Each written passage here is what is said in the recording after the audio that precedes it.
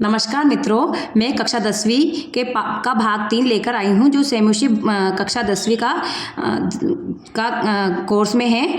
और इसमें जो एक पद्यांश आएगा, 2 में से एक पद्यांश आता है 3 नंबर का, वो आपके लिए लेकर आई हूँ। तो सब इम्पोर्टेंट है ये। आलस्यम ही मनुष्याणाम शरीरस्थो महान रिपुः न अस्ति उद्यम समो बंधु कृत्वा यम न अविसदति। इस तरह का 2 पद्य आएंगे, इसमें से आपको अथवा में आएगा और एक करना रहेगा। तो इसका जो प्रश्न बनेगा वो वैसे बनेगा, महान रिपुः कह अस्ति। तो यहाँ पे है महान रिपुः कह अस्ति, तो यहाँ पे है आलस्यम। इसका आंसर रहेगा आलस्यम।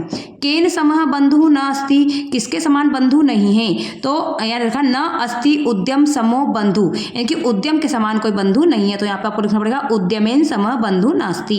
कम कृत्वा नरः न अवसदति, किसको करके व्यक्ति दुखी नहीं होता है। तो यहाँ पे दे रखा है कृत्वा यम न अवसदति, यानी कि जिसको करके व्यक्ति दुखी नहीं होता है। लेकिन आपको जिसको न लिख करके आपको उद्यम लिखना पड़ेगा यहाँ पे, उद्यमम। और आपको जो ये प्रश्न का आंसर शॉर्ट में दिया गया है, इसको आपको पूरा लिखना पड़ेगा। पूरा लिखोगे तब आपको नंबर मिलेगा। एक एव खगो मानी वने वसति चातकः पिपासितो व म्रियते याचते व पुरंदरम। इसमें आंसर निकलेगा कह वने वसति। तो आपको लिखना पड़ेगा चातकः वने वसति। चातकः कीदृशः खगः वर्तते, तो चातकः मानी खगः वर्तते। कीदृशः चातकः म्रियते, कैसा चातक मर जाता है। पिपासितः चातकः म्रियते। नंबर 3 पे है प्रजा सुखे सुखम राज्ञः प्रजानाम च हितम न आत्मप्रियम हितम राज्ञः प्रजानाम तो प्रियम हितम। इसका पहला क्वेश्चन है प्रजा सुखे सुखम कह, प्रजा के सुख में किसका सुख है। तो आपको लिखना है राजा का, तो राज्ञः षष्ठी का एकवचन। कह प्रजानाम च हितम, किसका प्रजाओं के हित में हित है, तो राज्ञः। न आत्मप्रियम हितम कह, अपना प्रिय हित किसको नहीं है, तो वो राज्ञः। इसका आंसर राज्ञः। तो ये आपको पूरा वाक्य बनाना है, मैंने शॉर्ट में दिया है यहाँ पे। गुणी गुणम वेत्ति न वेत्ति निर्गुणो, बलि बलम वेत्ति न वेत्ति निर्बलः, पिको वसंतस्य गुणम न वायसः, करी च सिंहस्य बलम न मूषकः। इसका पहला प्रश्न है गुणी किम वेत्ति, तो गुणी गुणम वेत्ति, यहाँ पे गुणम लगाना पड़ेगा। बलि बलम किम वेत्ति, तो यहाँ पे बलि बलम वेत्ति, यहाँ पे बलम लगाना पड़ेगा। सिंहस्य बलम किम न जानति, सिंह के बल को कौन नहीं जानता है। तो यहाँ पे है करी च सिंहस्य बलम, यानी शेर के बल को तो करी जानता है, लेकिन कौन नहीं जानता, मूषकः। तो यहाँ पे आपका आंसर आएगा मूषकः न जानाति। पिता यच्छति पुत्राय बाल्ये विद्याधनम महत् विद्या अस्य किम तपस्तेपे इति उक्ति तत् कृतज्ञता। इसमें पहला प्रश्न है कह बाल्ये पुत्राय महत् विद्याधनम यच्छति, कौन बचपन में पुत्र के लिए महान विद्याधन देता है, तो पिता आएगा इसका आंसर। पिता कस्मै बाल्ये महत् विद्याधनम यच्छति, पिता किसके लिए बचपन में विद्या देता है, तो पुत्र के लिए देता है। पुत्राय चतुर्थी विभक्ति का उक्ति तत् कृतज्ञता, उसकी कृतज्ञता की क्या उक्ति है, तो पिता अस्य किम तपः तेपे इति उक्ति तत् कृतज्ञता। फिर अगला श्लोक है सुभाषित। उदीरितो अर्थः पशुना अपि गृह्यते ह्यश्च नागश्च वहन्ति बोधिताः अनुक्तम अपि उहति पंडितो जनः परंगित ज्ञान फला ही बुद्धयः। इसका पहला प्रश्न बनेगा पशुना अपि कीदृशः गृह्यते, पशुना अपि उदीरितो अर्थः गृह्यते। बुद्धयः कीदृशः भवन्ति, बुद्धि कैसी होती है, तो बुद्धयः परंगित ज्ञान फला भवन्ति। पशुना अपि पदे संधि अस्ति, तो पशुना अपि पदे संधि दीर्घ है और इसका संधि विच्छेद होगा पशुना धन अपि। प्रस्तर तले, अब अगला जो पद्य है वो है प्रस्तर तले लता तरु गुल्मा नो भवन्तु पिष्टः पाषाणे सभ्यता निसर्गे स्यात् न समाविष्टा मानवाय जीवनम कामे नो जीवन मरणम। इसका पहला क्वेश्चन का सभ्यता निसर्गे न समाविष्टा स्यात्, तो का की जगह आपका आ जाएगा पाषाणी सभ्यता निसर्गे न समाविष्टा स्यात्। कवि मानवाय किम कामये, कवि मानवाय जीवनम कामये, जीवनम आ जाएगा। लता तरु गुल्माः कुत्र पिष्टः न भवन्तु, लता तरु गुल्माः प्रस्तर तले पिष्टा न भवन्तु। यहाँ पे रखा प्रस्तर तले लता गुल्मा न भवन्तु पिष्टा। कंजल मलिनम धूमम उंचति सप्तशक्तिकायां में अगला पद्य आ गया है। बाष्पयान माला संधावती वितरंती ध्वानम यानानाम पंक्तयो ही अनंता कठिनम संस्मरणम। इसका पहला क्वेश्चन बनेगा केशाम अनंतः पंक्तयः नगरे दृश्यते, कैसी अनंत पंक्तियां नगर में देखी जाती है, तो किसकी देखी जाती है, तो इसमें आएगा यानानाम पंक्तियों अनंता नगरे दृश्यते। ध्वानम वितरंती का संधावती, धुआं निकालती हुई कौन भागती है, तो वाष्पयान माला यानी रेलगाड़ी भागती है। सतशक्तिकायानम किम मुंचति, सतशक्तिकायानम कंजल मलिनम धूमम मुंचति, काजल के समान मलिन धुएं को छोड़ती है। अब आपके ये पद्यांश तो समाप्त हो गए हैं। अब गद्यांश संबंधी जो क्वेश्चन जो आता है उसमें आपके 2 गद्यांश आएंगे, उसमें से आपको एक करना रहेगा और ये भी 3 नंबर का आएगा। तो पहला मैंने गद्यांश लिखा है, कश्चित् कृषकः बलिवर्धाभ्याम क्षेत्रकर्षणं कुर्वन् आसीत् तयोः बलिवर्धयोः एकः शरीरेण दुर्बलः जवेन गन्तुम् अशक्तश्च आसीत् अतः कृषकः तं दुर्बलं वृषभं तोदनेन नुदन् अवर्तत सः वृषभः हलमुड्ड्वा गन्तुम् अशक्तः क्षेत्रे पपात।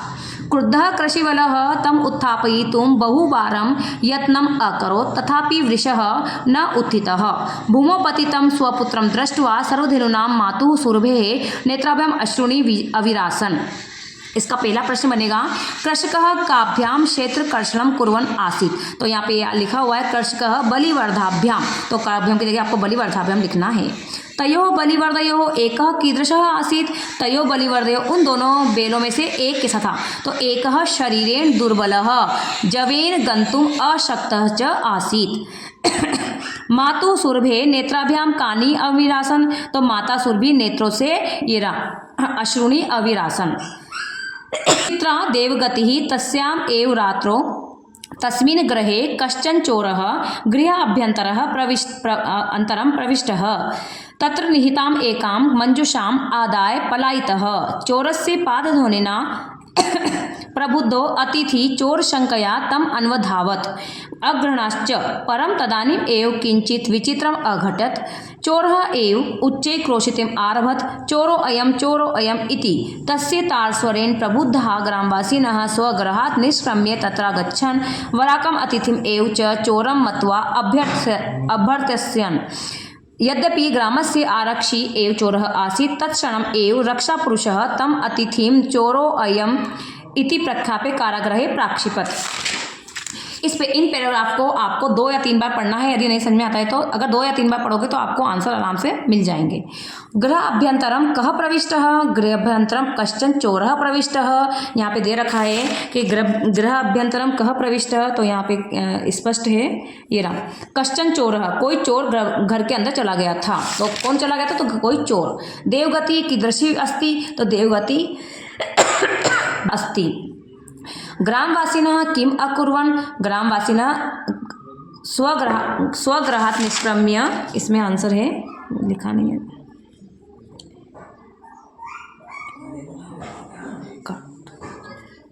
निष्क्रम्य तत्र अगच्छन् वराकम् अतिथिम् एव च चोरं मत्वा अभर्त्स्यन्। यहाँ तक इसका आंसर रहेगा। इसके बाद है अगला गद्यांश, वनस्य दृश्यं समीपे एवेका नदी वहति सुखेन विश्राम्यति तदेव एकः वानरः आगत्य तस्य पुच्छं धुनाति। क्रुद्धः सिंहः तं प्रहर्तुम् इच्छति परं वानरस्तु कूर्दित्वा वृक्षम् आरूढः। तदेव अन्यस्मात् वृक्षात् अपरः वानरः सिंहस्य कर्णम् आकृष्य पुनः वृक्षोपरि आरोहति। एवं एव वानरः वारं वारं सिंहं तुदन्ति। इसका पहला क्वेश्चन बनेगा, वनस्य दृश्यं समीपे का वहति, तो यहाँ पे लिखा है एवेका नदी वहति। कः सुखेन विश्राम्यति, तो लिखा है एकः सिंहः सुखेन विश्राम्यति, एकः सिंहः। कः सिंहस्य पुच्छं धुनाति, तो एकः वानरः सिंहस्य पुच्छं धुनाति। अगला गद्यांश है, कश्चन निर्धनो जनः भूरि परिश्रम्य किंचित इत्थम् उपार्जितवान् तेन वित्तेन स्वपुत्रम् एकस्मिन् महाविद्यालये प्रवेशं दापयितुं सफलो जातः। तत्तनयः तत्रैव छात्रावासे निवसन् अध्ययने संलग्नः समभूत्। एकदा स पिता तनुजस्य रुग्णमताम् आकर्ण्य व्याकुलो जातः पुत्रं द्रष्टुं च प्रस्थितः। इसका पहला प्रश्न बनेगा, निर्धनः जनः कथं वित्तम् उपार्जितवान्, तो यहाँ दे रखा है कि निर्धनः जनः भूरि परिश्रम्य वित्तम् उपार्जितवान्। वित्तेन अर्जितं स्वपुत्रं कुत्र प्रवेशं दापयितुं सफलो जाता, तो यहाँ पे आएगा एकस्मिन् महाविद्यालये प्रवेशं दापयितुं सफलो जातः। तत्तनयः कुत्र निवसन् अध्ययने संलग्नः समभूत्, तत्तनयः छात्रावासे निवसन् अध्ययने संलग्नः समभूत्। फिर अगला है, अस्ति देवलाख्यो ग्रामः तत्र राजसिंहः नाम राजपुत्रः वसति स्म। एकदा केनापि आवश्यक कार्येण तस्य भार्या बुद्धिमती पुत्रद्वयोपेता पितृगृहं प्रति चलिता। मार्गे गहनकानने सा एकं व्याघ्रं ददर्श। यहाँ पे पहला प्रश्न बनेगा राजपुत्र से नाम किम। तो आपको पूरी पंक्ति नहीं लिखनी, केवल आप नाम लिख सकते हैं। तो राजपुत्र से नाम राज सिंह। मार्गे सा कम ददर्श, तो केवल आपको एक व्याघ्र से ही काम चल जाएगा, तो आप लिख दीजिए मार्गे सा एकम व्याघ्रम ददर्श। ग्रामस्य नाम किम, तो ग्रामस्य नाम देवुलाख्यो। यदि एव तर्हि माँ, अगला गद्यांश, यदि एव तर्हि माँ निजगले बधत्वा चल सत्वरम सह व्याघ्र तथा कृत्वा कान्नम ययो श्रगालेन सहितं पुनरायान्तं व्याघ्रम दूरात् दृष्ट्वा बुद्धिमती चिंतितवती जम्बुक कृतो उत्साहाद व्याघ्रात् कथम मुच्यताम। तो यहाँ पे देखा है व्याघ्र कुत्र ययो, व्याघ्र कहाँ चला गया था, तो व्याघ्र काननम ययो, व्याघ्र कान, ये देखा है व्याघ्र तथा कृत्वा काननम, तो आपको केवल आंसर लिखना है काननम ययो। इसके बाद है कम दृष्टवा बुद्धिमती चिंतितवती, किसको देख करके बुद्धिमती चिंतित हो गई थी, तो श्रगालेन सहित, श्रगाल के साथ आए हुए पुनरायान्तम व्याघ्रम दूरात् दृष्टवा बुद्धिमती चिंतितवती। बुद्धिमती किम चिंतितवती, बुद्धिमती ने क्या सोचा, तो जम्बुकृत उत्साहात् व्याघ्रात् कथम मुच्यताम, ये उसने सोचा। अब अगला गद्यांश, भो वासव पुत्र से दैन्यम दृष्ट्वा अहम रोदिमि सह दीन इति जाननपि कृषक तम बहुधा पीडयति सह कृच्छेण भारम उद्वहति इतरम इव दूरम वोढुम स न शक्नोति एतत् भवान पश्यति न इति प्रत्यवोचत। यहाँ पर पहला प्रश्न दे रखा है सह कथम भारम उद्वहति, तो यहाँ दे रखा है कि सह कृच्छेण भारम उद्वहति, यहाँ दे रखा सह कृच्छेण भारम उद्वहति। इतरम इव दूरम वोढुम कह न शक्नोति, तो इतरम इव धूरम वोडुम सह, सह मतलब यहाँ पे किसका प्रश्न पूछा गया है, वृषभ। यहाँ पे आपको आंसर वृषभ डालना पड़ेगा, ना कि स। आपको यहाँ पे उसका सह लिख के वृषभ लिखना पड़ेगा। पुत्र से दैन्यम दृष्ट्वा कहा अश्रुपूरितः, पुत्र से दैन्यम दृष्ट्वा सुरभिः अश्रुपूरितः। अगला है न्यायाधीशेन पुनरस्तौ घटनायाः विषये वक्तुम आदिष्टो आरक्षिणे निज पक्षम प्रस्तुतवती आश्चर्यम अघटत सह शवः प्रावार्कम अपसार्ये न्यायाधीशम अभिवाद्ये निवेदितवान् मान्यवर एतेन आरक्षिणा अध्वनि यदुक्तं तद् वर्णयामि त्वया अहं चोरितायां मंजुषायाः गृह्णाद् वारितः अतः निजकृतस्य फलं भुङ्क्ष अस्मिन् चौर्याभियोगे तव त्वं वर्षत्रयस्य कारादण्डं लप्स्यसे इति न्यायाधीशः आरक्षिणे कारादण्डम् आदिश्य तम जनम ससम्मानं मुक्तवान्। इसका प्रश्न बनेगा केन पुनरस्तो घटनायाः विषये वक्तुम आदिष्टो हो, तो यहाँ पे पहली लाइन दे रखी है न्यायाधीशेन पुनरस्तो घटनाया, तो यहाँ पे आंसर आएगा न्यायाधीशेन। कह प्रावार्कम अपसार्य न्यायाधीशम अभिवाद्य निवेदितवान्, तो यहाँ पे दे रखा है शवः प्रावार्कम अपसार्य न्यायाधीशम अभिवाद्य निवेदितवान्। फिर त्वम किम लप्स्यते, तो त्वम वर्षत्रय से कारादंडम लप्स्यसे। अब इस प्रकार आपका अगला प्रश्न चालू हो गया है, वो गद्यांश संबंधी प्रश्न खत्म हो गए हैं। और उसके बाद आपका एक अपठित एक नाट्यांश आता है, तो नाट्यांश संबंधी एक प्रश्न आएगा, तो ये भी 4 नंबर का आएगा। इसे देखिए, सिंह, ये पहला है सिंह क्रोधेन गर्जन भो अहम वनराजः किम भयम न जायते किमर्थम माम एव तुदंती सर्वे मिलित्वा। फिर एकः वानरः यतः त्वं वनराजः भवितुं तु सर्वथा अयोग्यः राजा तु रक्षकः भवति परं भवान् तु भक्षकः अपि च स्वरक्षायामपि समर्थः नासि तर्हि कथम अस्मान् रक्षिष्यसि। तो अन्य वानरः किं न श्रुता त्वया पंचतंत्रोक्ति यो न रक्षति वित्रस्तान् पीड्यमाना परे सदाः जंतून् पार्थिव रूपेण स कृतांतो न संशयः। अब इसका पहला प्रश्न बनता है कह कथयति अहम वनराजः अस्मि, किसने कहा था कि मैं वनराज हूँ, तो यहाँ पे आएगा अहम वनराजा, किसने कहा था, यह है शेर ने। तो सिंहः कथयति अहम वनराजः अस्मि। सिंह किम कुर्वन् अवदत्, शेर क्या करके बोला था, तो क्रोध करते हुए बोला था। तो सिंह क्रोधेन गर्जन अवदत्। वानरः सिंहम किम कथयति, वानर ने शेर को क्या कहा था, तो वानर ने शेर को क्या कहा था, ये कहा था एक वानर ने कहा था यतः त्वं वनराजः भवितुं तु सर्वथा अयोग्यः राजा तु रक्षकः भवति परं भवान् तु भक्षकः अपि च स्वरक्षायामपि समर्थः नासि तर्हि कथम अस्मान् रक्षिष्यति। इतना बोला था उसने, आपको पूरा आंसर देना पड़ेगा। इसके बाद नया पैराग्राफ आ गया है नाट्यांश। भयाकुलं व्याघ्रम दृष्ट्वा कश्चित् धूर्तः श्रगालः हसन आह भवान कुतः भयात् पलायतः।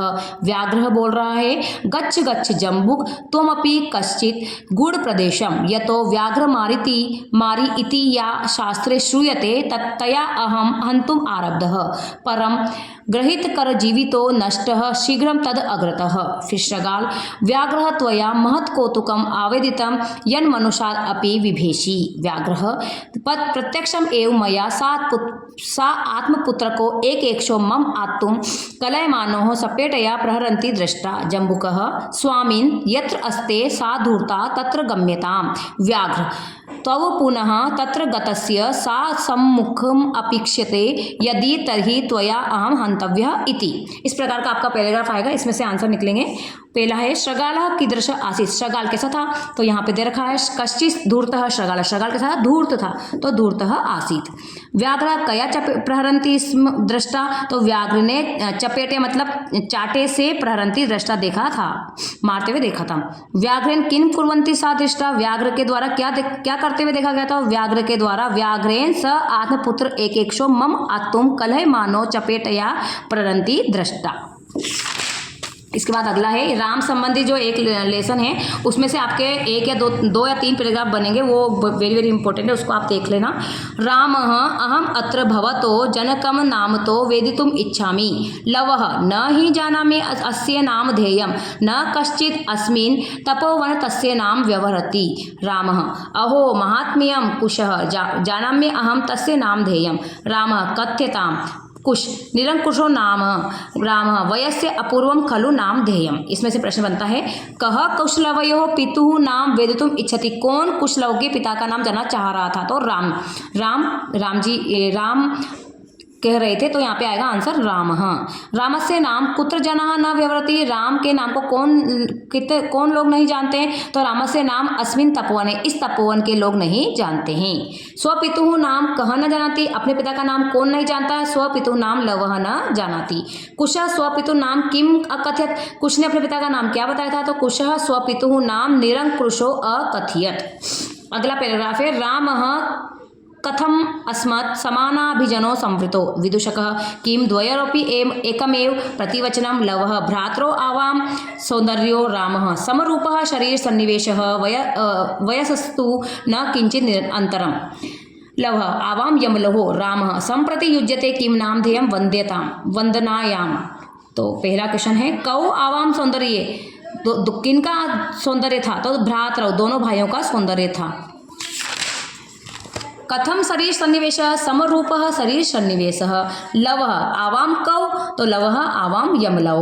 फिर अगला पैराग्राफ उभौ अनिच्छाम नाट्यतः राजन अलम अति दाक्षिण्येन, रामः अलम अति शालीनतया भवति शिशुजनो वयो अनुरोधात् गुणमहतामपि लालनीय एव व्रजति हिमकरो अपि बालभावात् पशुपति मस्तक केतक छदत्वम। इससे पहला प्रश्न बनेगा अनिच्छा के नाट्यतः, तो यहाँ पे है अनिच्छा नाट्यतः उभौ, तो उभौ का मतलब लव कुशो, यहाँ पे लव कुशो आंसर डाल देंगे।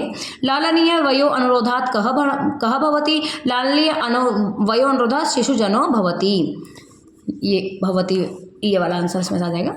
हिमकर बाल भावात कुत्र विराजते, हिमकर बाल भावात पशुपति मस्तक केतक छदत्वम, ये लाइन आएगी।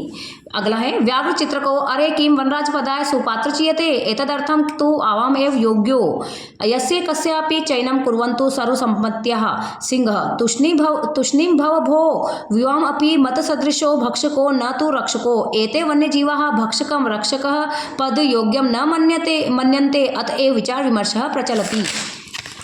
बकः सर्वथा सम्यक उक्तम सिंहः महोदयेन, वस्तुतः एव सिंहेन बहुकाल पर्यन्तं शासनं कृतं, परम अधुना तु को अपि पक्षी एव राजे इति निश्चेतव्यम्, अतः अत्र तु संशय इति लेशस्य अपि अवकाशः एव नास्ति। अब यह पहला प्रश्न बनेगा वन्यजीवाः कम रक्षक पद योग्यं न मन्यन्ते, वन्यजीवाः भक्षक रक्षक पद योग्यं न मन्यन्ते। केन बहुकाल पर्यन्तं वने शासनं कृतं, सिंहेन, यहाँ आएगा सिंहेन बहुकाल पर्यन्तं वने शासनम कृतम, सिंह सदृशो भक्षको कौ, सिंह सदृशो भक्षको व्याघ्र चित्रकौ। अब आपके अपठित गद्यांश जो आते हैं ये भी 4 नंबर का आता है, इसको देखिएगा। कस्मिंचित् प्रदेशे काचित् नदी प्रवहति, इसमें नदी तीरे कश्चन सन्यासी स्वशिष्ये सह आश्रमं निर्माय वसति। इसमें एकदा सन्यासी शिष्ये सह नद्याः अपरं तीरं गन्तुम् एकां नौकाम् आरूढवान्, वेगेन प्रवहन्त्यां नद्याम् अकस्मात् एका अपरां नौका शिलायाः घट्टेन निमग्नः अभवत्। तेन तस्यां नौकायां स्थिताः सर्वे जनाः मरणं प्राप्तवन्तः। सन्यासी अकथयत्, तस्यां नौकायां स्थितेषु कश्चित् दुष्टः आसीत् इति मन्ये, अतः ते सर्वे मरणं प्राप्तवन्तः। पहला क्वेश्चन बनता है सन्यासी कुत्र वसति इसमें, तो यहाँ पे आएगा सन्यासी स्वशिष्य सह आश्रमं निर्माय वसति स्म। नौका कस्याः घट्टे निमग्ना अभवत्, यहाँ पे दे रखा है नौका शिलायाः घट्टे निमग्ना अभवत्। एकदा सन्यासी के सह नद्या अपरं तीरं गतवान्, तो इसका दे रखा है एकदा सन्यासी शिष्ये सह नद्या अपरं तीरं गतवान्। सन्यासी किम अकथयत्, सन्यासी अकथयत् तस्यां नौकायां स्थितेषु कश्चित् दुष्टः आसीत् इति मन्ये, अतः ते सर्वे मरणं प्राप्तवन्तः। अगला पैराग्राफ, शरीरं धर्मस्य प्रथम साधनम् अस्ति। शरीरम् आद्य खलु धर्म साधनं। शरीरस्य आरोग्यं व्यायामेन सिद्धयति। सः व्यायाम करोति तस्य प्राणशक्तेः आपदः स्वयमेव दूरं गच्छन्ति। व्यायामेन शरीरे शुद्ध रक्त संचारः भवति। इन्द्रियाणि सुस्थानि स्वस्थानि च भवन्ति। जठराग्निः दीप्तः भवति। परिवृद्धम् उदरं संकोचं गच्छति। मस्तिष्कम् उर्वरकं भवति। अस्मिन् लोके जनेः वयो अनुसारं कोऽपि व्यायामः अवश्यं करणीयः। विद्यार्थी जीवने तु व्यायामस्य विशेष महत्वम् अस्ति। व्यायामेन अपि विद्यार्थिनां भविष्य निर्माणं भवति। अब इसका पहला प्रश्न है अस्य अनुच्छेदस्य कृते समुचित शीर्षकं लिखत। इसका शीर्षक बनेगा व्यायामस्य महत्वम्। शरीरम कस्य प्रथम साधनम, तो शरीरम धर्मस्य प्रथम साधनम, ये दे रखा धर्मस्य। मस्तिष्कं किं भवति, मस्तिष्कम् उर्वरकं भवति। कानि सुस्थानि स्वस्थानि च भवति, इंद्रियाणि, ये रखा इंद्रियाणि सुस्थानि स्वस्थानि च भवन्ति। अगला पैराग्राफ, स्वस्थ शरीरे एव स्वस्था बुद्धि वसति। स्वस्था बुद्धि एव स्वस्थ विचाराणां जननी अस्ति। व्यायामशीलः मनुष्यः एव निरोगः चिरंजीवी च भवति। व्यायामशीलः मनुष्यः प्रायेण रुग्णः च भवन्ति। विविध रोगाणां चिकित्सा अपि व्यायामेन संभवति। अतः जीवनस्य कृते व्यायामः परम आवश्यकम्। इसका पहला प्रश्न है स्वस्था बुद्धि कुत्र वसति, तो इसका आएगा स्वस्था बुद्धि स्वस्थ शरीरे वसति। स्वस्था बुद्धि केषां जननी अस्ति, तो स्वस्था बुद्धि विचाराणां जननी अस्ति। स्वस्थ विचाराणां जननी अस्ति। कीदृशः मनुष्यः निरोगः चिरंजीवी च भवति, तो यहाँ पे दे रखा है व्यायामशीलः मनुष्यः एव निरोगः चिरंजीवी च भवति। विविध रोगाणां चिकित्सा केन संभवति, विविध रोगाणां चिकित्सा व्यायामेन संभवति। जीवनस्य कृते परम आवश्यकः कः, तो व्यायामः। अगला पैराग्राफ, सतां सज्जनानां संगति सत्संगति संसर्गो वा सत्संगति इति कथ्यते। वस्तुतः सत्संगात् एव मानवः समुन्नतो भवति। सज्जनानां संसर्गेण जनः सज्जनः भवति। दुर्जनानां संसर्गेण च दुर्जनः भवति। स्थाने एवं उक्तं संसर्गजा दोषगुणाः भवन्ति इति। अतः स्वसमुन्नतम् इच्छता जने सर्वदा सतामेव संगतिर्विधेया। अस्य गद्य शीर्षक, इसका शीर्षक बताना है तो आपको इसका शीर्षक बनाना पड़ेगा सत्संगति ही। केन जना सज्जना भवति, तो इसका आंसर आएगा केन जना सज्जना भवति सज्जनानां संसर्गेण जनः सज्जनः भवति। स्वसमुन्नतो इच्छता जनेन किं करणीयं, स्वसमुन्नतो इच्छता जनेन सर्वदा सतामेव संगति विधेया इति। दुर्जनः शब्द से विलोम पदम लिखत तो सज्जनः। अगला है पैराग्राफ, संसारे जनाः सुखम इच्छन्ति। सुखम च धनेन एव प्राप्तुं शक्यते। अतः धनोपार्जनस्य आवश्यकता भवति। यस्य पार्श्वे धनं भवति सः सुखेन शेते। निर्धनं पुरुषं तु मित्राणि अपि त्यजन्ति। चौर्येण कपटेन च प्राप्तं धनं विनाशकरं भवति। धनहीनो अपि सुखी भवति। सुखम तु मनसा अनुभूयते। यत्र संतोषः तत्रैव वस्तुतः सुखम।